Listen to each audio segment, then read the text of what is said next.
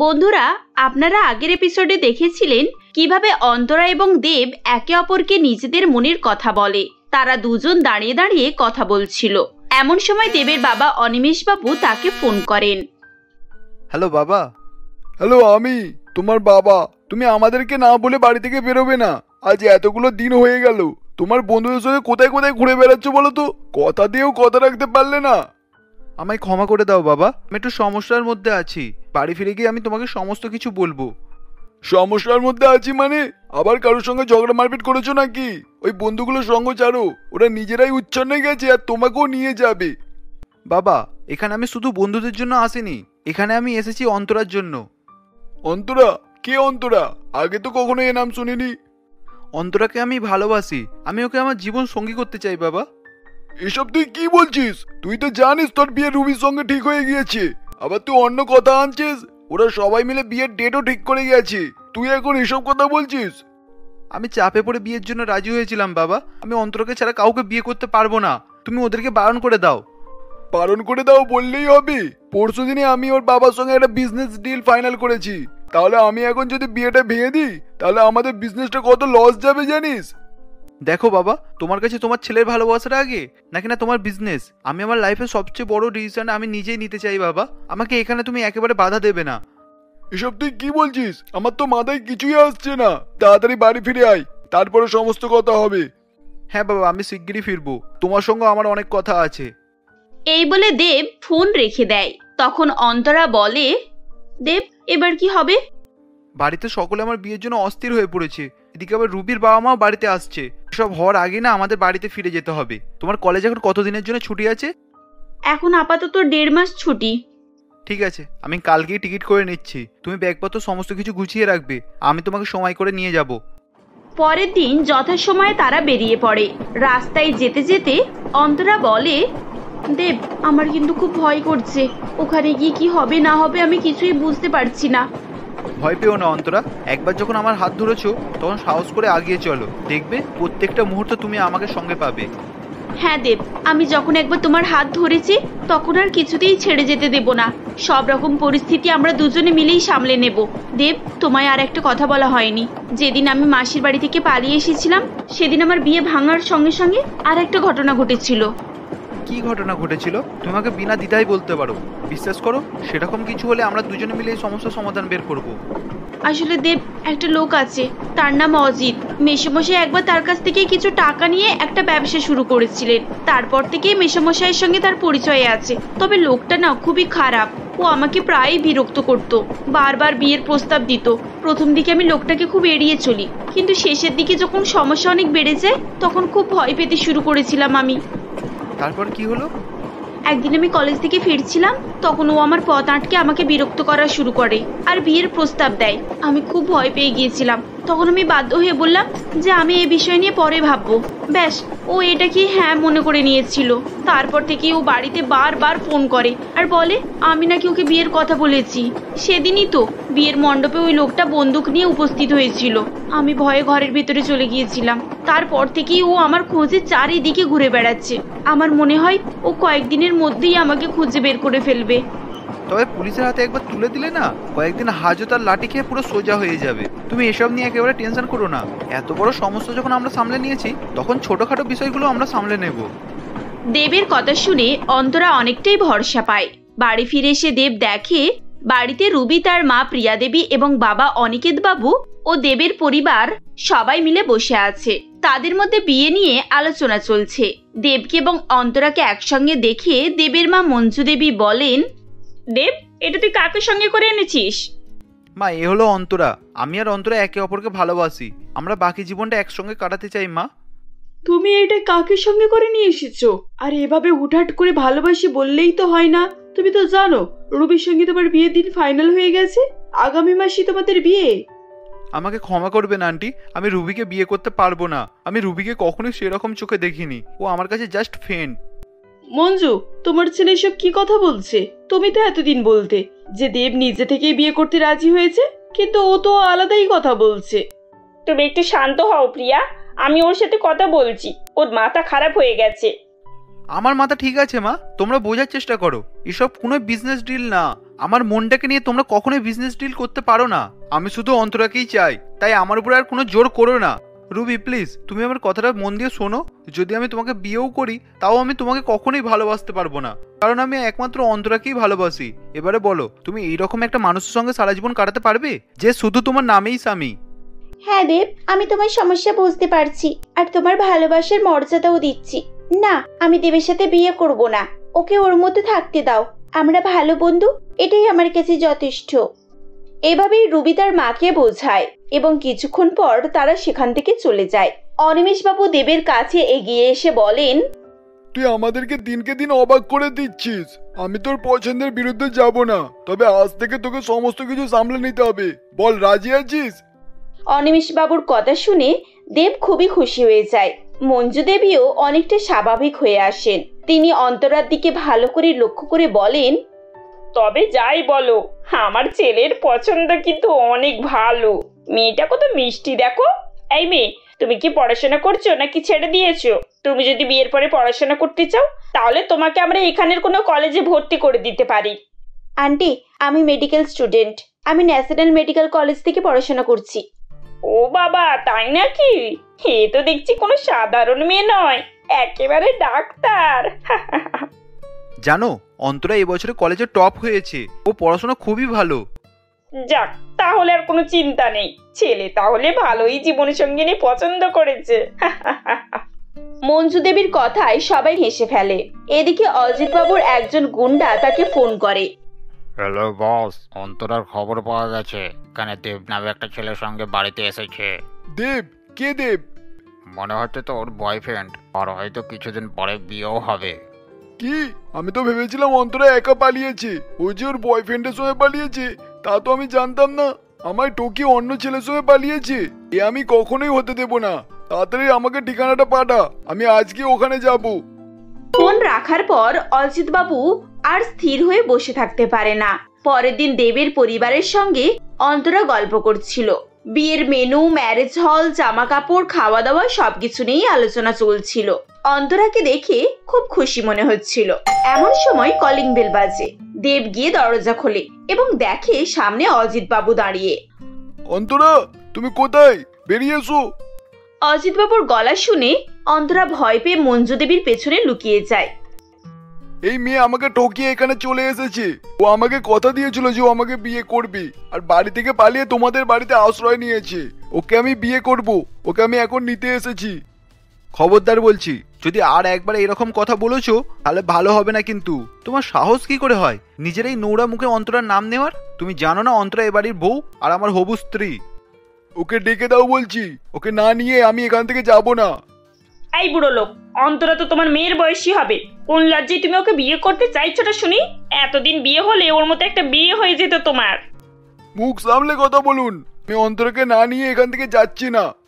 তোর সাহস তো কম না? তুই আমার মাকে বলছিস মুখ সামলে কথা বলতে? দাঁড়া, তোর ব্যবস্থা করছি। শুনতে পাচ্ছ না তুমি আমার ছেলে কি বলছে?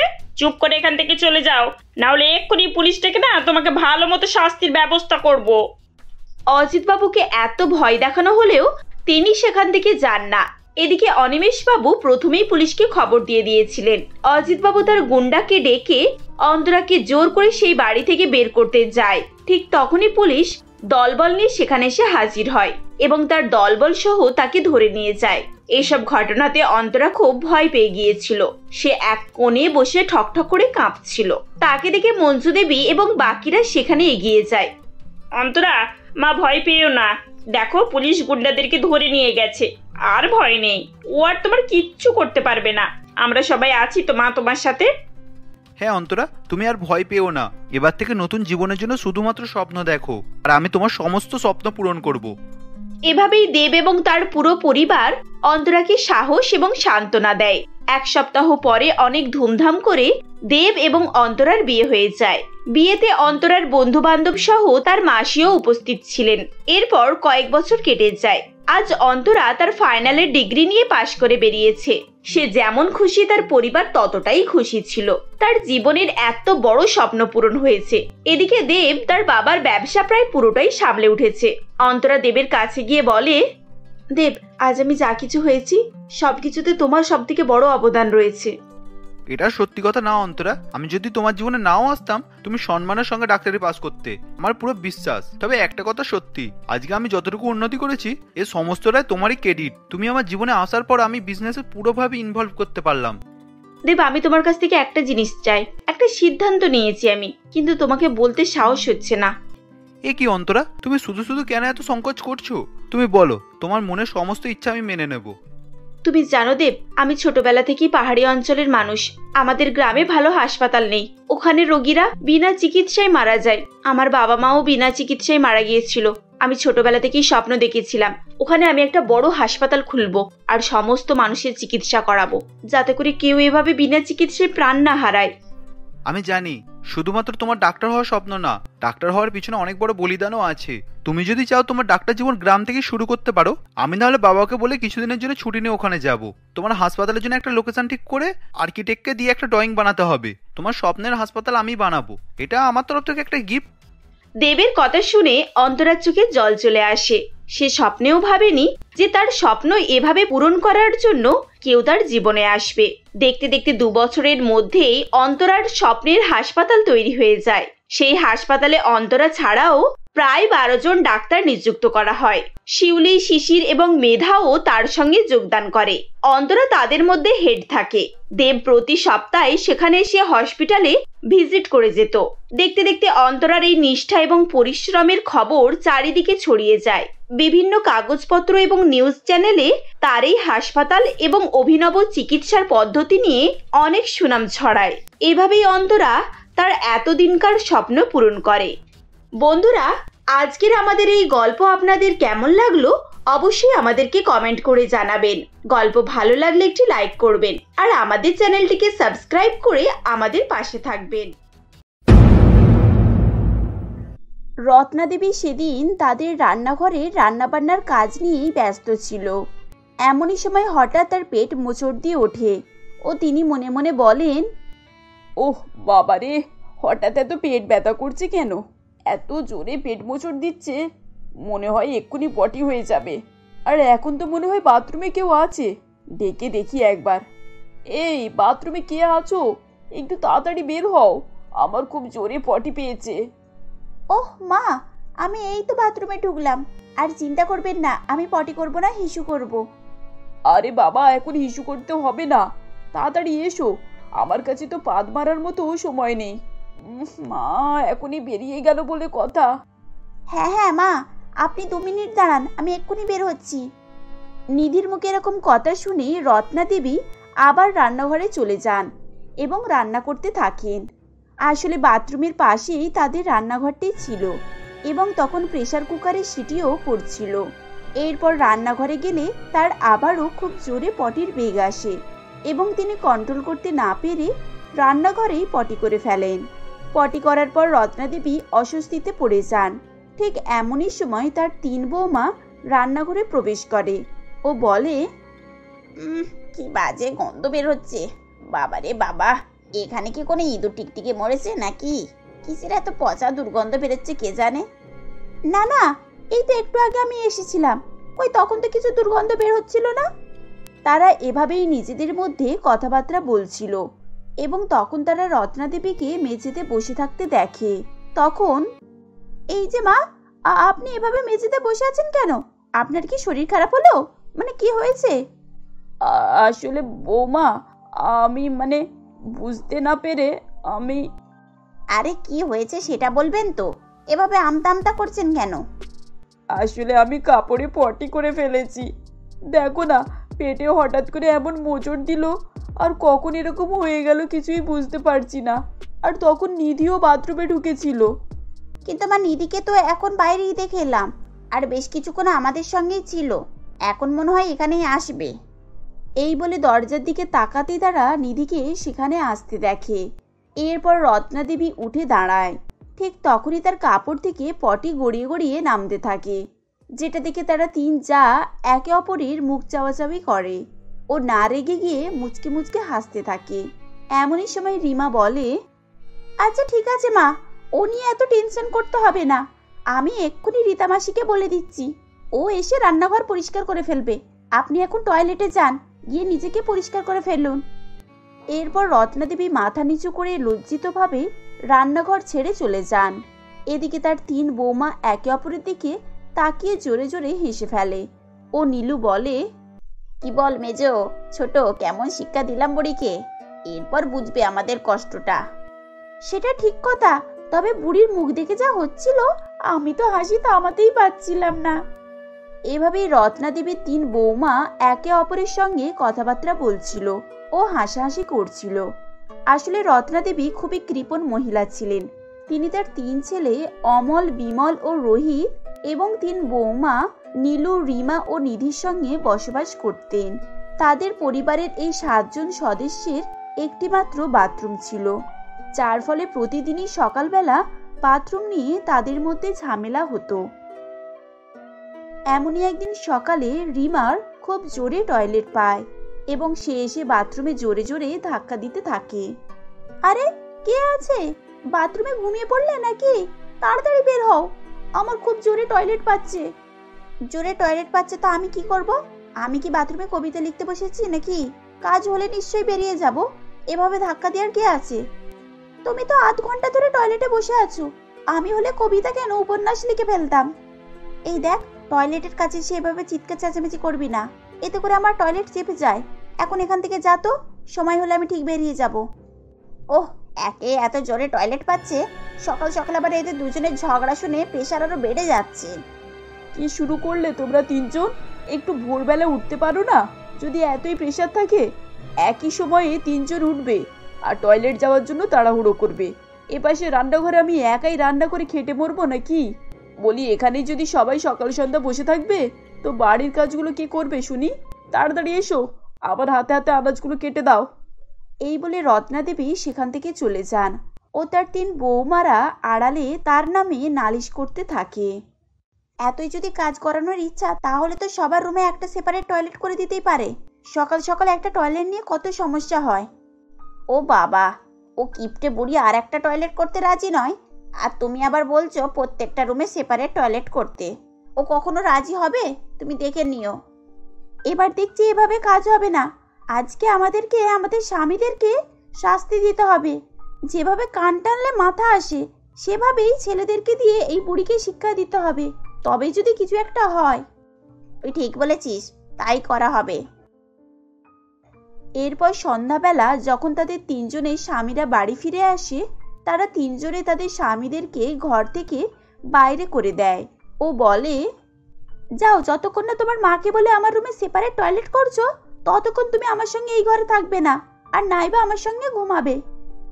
এভাবেই তারা 3 যা মিলে তাদের স্বামীদেরকে ধমক দিয়ে ঘর থেকে বের করে দেয় এবং তাদের শাশুড়ি মার সঙ্গে টয়লেটের ব্যাপারে কথা বলতে পাঠিয়ে দেয়। তারা 3 ভাই একে একে তার মায়ের কাছে যায় এবং সে ব্যাপারে গিয়ে কথা বলে। 3 ভাইয়ের মুখে একই কথা শুনে রত্নাদেবী ভীষণ চটে যান ও বলেন, তোমরা তোমাদের বইয়ের হয়ে ওকালতি করতে এসেছো? আমাকে কি পেয়েছো তোমরা?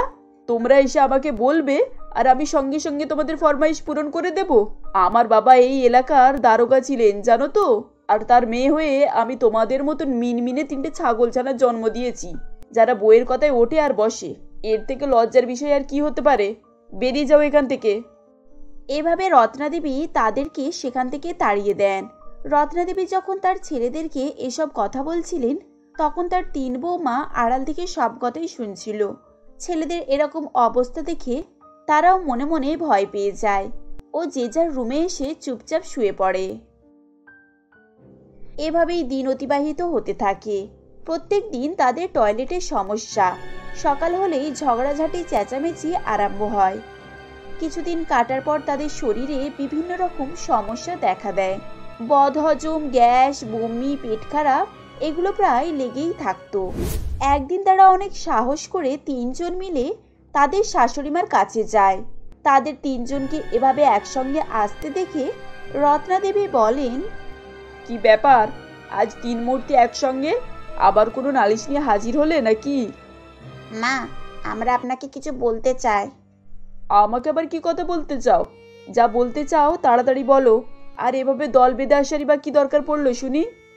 আসলে মা, আমাদের একটাই টয়লেট, তাই সকালে আমাদের খুব সমস্যা হয়। একটা বাড়িতে একটা টয়লেট হবে না তো কি 10টা টয়লেট হবে? আমাদের সময় আবার একটাও টয়লেট ছিল না। আমরা খোলা মাঠে লোটা নিয়ে টয়লেট করতে যেতাম। সেই সময় যা ভালো লাগতো, ঠান্ডা ঠান্ডা বাতাস, যা মনোরম পরিবেশ ছিল না। তাহলে আমরাও কি আপনার মতো মাঠে ঘাটে জলের লোটা নিয়ে দৌড়াবো নাকি? তোমার জীব যেভাবে কাঁচির মতো চলে সেরকম ভাবে বুদ্ধিটাও তো চালাতে পারো। এতই যখন সমস্যা, আর একটু ভোর ভোর উঠলে কি ক্ষতিটা হয়? পড়ে পড়ে না ঘুমিয়ে সকালবেলা উঠে সকালের কাজটা সেরে ফেললেই তো হয়। এ কথাটা যে কতবার তোমাদেরকে বোঝাতে হয় জানি না বাপু। কিন্তু মা, ওভাবে কি হয়? যখন যার টয়লেট পাবে তখনই তো সে টয়লেটে যাবে। আমরা বলছিলাম কি, সবার রুমের সাথে একটা সেপারেট টয়লেট করে দিন না। আমি কি এখানে টাকার গাছ লাগিয়েছি নাকি? আর তোমরা কি মনে করো গাছ নাড়ালেই ঝরঝর করে টাকা পয়সা পড়বে? আমি একটাও টাকা খরচ করতে পারবো না, এই আমি বলে দিলাম। এখন তোমরা যাও। কাজের বেলায় টিকি পর্যন্ত দেখা মেলে না, আর অভিযোগ করার বেলায় দল বেঁধে এসে হাজির হয়ে গেছে। যাও যাও, আর আমার মাথা বকিও না। এভাবেই রত্না দেবী তার 3 বৌমাকে সেখান থেকে তাড়িয়ে দেন। ফিরে এসে তারা 3 জনে চিন্তিত মুখে পায়চারি করতে থাকে। কিছুক্ষণ পর নীলু বলে, এই এই শোন শোন, আমার মাথায় একটা আইডিয়া এসেছে। এবার বড়িকে ঠিক জব্দ করব। কি আইডিয়া? তাড়াতাড়ি বলো, আর সহ্য হচ্ছে না। এত অপমান করলে পরে তার প্রতিশোধ তো নিতেই হবে। আমরা একদিন মায়ের খাবারে পেট খারাপের বড়ি মিশিয়ে দেব। খাবারটা খেয়ে মায়ের পেট ব্যথা শুরু হয়ে যাবে। ঠিক সেই সময় আমরা কেউ না কেউ টয়লেটে থাকবো। মায়ের জোরে প্রেশার এলে তিনি সেই সময় বাথরুমে যেতে পারবেন না। তখনই তিনি বুঝবেন যে আমাদের কেমন কষ্ট হয়। আরে বাস, দারুণ আইডিয়া। তাড়াতাড়ি প্ল্যানটাকে কাজে লাগাতে হবে। এরপর প্ল্যান অনুযায়ী তারা রত্না দেবীর খাবারে পেট খারাপের ওষুধ মিশিয়ে দেয়।